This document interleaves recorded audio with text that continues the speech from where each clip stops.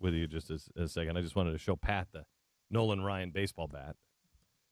Nolan stopped by the office yesterday, and No and I are like this. No and you? Yeah.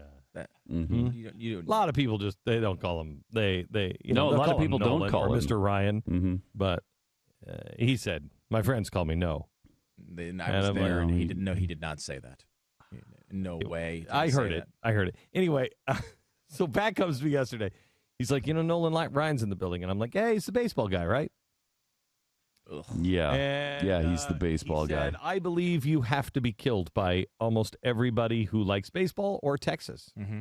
And I said, no. No and I are like this. And so he said, I'm leaving. He's gonna come in the office as soon as I leave, isn't he? And I said, nah. Well, he stopped by yesterday, and I just wanted to show you the bat. That as soon as I left, I had left for an appointment for what? How long was it? 10 minutes? We were probably gone 10 minutes, and then No came by, and Stu and I were just kicking back with Nolan Ryan. Man, yeah, no big deal. It happens all the time, Pat. Mm-hmm. Oh, you want to talk about it? You would have been happy to be there for other reasons, such as the fact that Glenn awkwardly had to stand there and try to act as if he knew what Nolan Ryan was talking about when he was talking inside detailed Texas Rangers baseball. I never confirmed nor denied I had any knowledge of what he was talking about.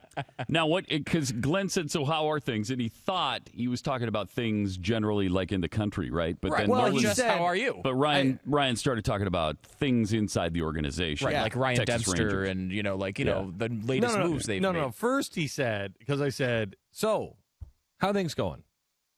And he said, I've been really concerned lately. And I'm like, me too. And and he said, been really concerned, some things have been really, really tough and I've really been concerned in the direction that we've been headed. And I'm like, me too.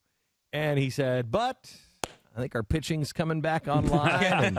And he starts going in on he was speaking Greek to me, and I stood there, and it was so awkward because I stood there for a while, and I'm like, yep, and I didn't know what to even. How do you follow it up? I don't know. I'm like, okay, we don't have anything, absolutely nothing in common here, and stood there for a while awkwardly, and then he said, I have to ask you something.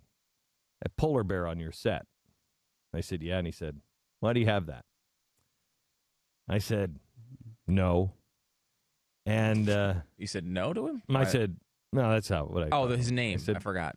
He said, usually my friends call me Mr. Ryan. And I said, no, listen. I said, I don't know your politics at all, but you are from Texas, so I'm just going to come out and say it. I bought the polar bear mainly to piss off Al Gore. And he just smiled and he said, not only am I from Texas, I was born in Texas, and I love that answer. But thank God Stu was there, because Stu was like, hey.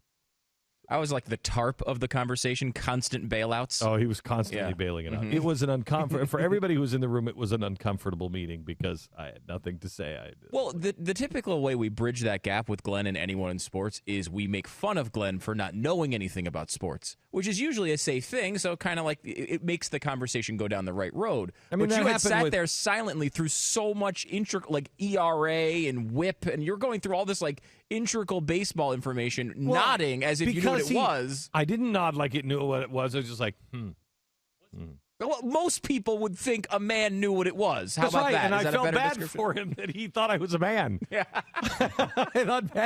I really felt badly for him. I'm like, he's put together like 3-4 minutes here of stuff that he thinks I understand what it is, and I have no idea. I was thinking about talking to him about the M1, M2, and M3 money supply, just to turn the tables on him. But I didn't know. I was like, we're not gonna. I mean, why make him feel like I've just wasted all of this great stuff on this loser? Right. Why make him feel that way about you? Yeah. So I just kind of went with it, because there were other men in the room. What I find interesting about that, and Nolan Ryan is obviously like he seemed to like be engaged to some degree in politics and everything, but it was he's running a baseball team, so he's focused on that. That's what other people do. We sit here every day and talk about these integral issues, these sound clips that we've heard 15,000 times, and assume everyone else knows about them.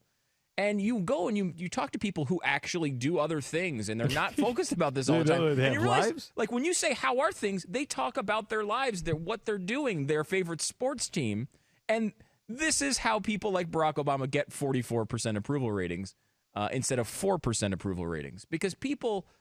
Because of people like Nolan Ryan? No, That's what I'm hearing. Is that what you're hearing? That's what I'm hearing. He's taking Nolan Ryan. I'll use a Nolan Ryan baseball bat on you. Wow. And Noah's a good friend of mine. And it's not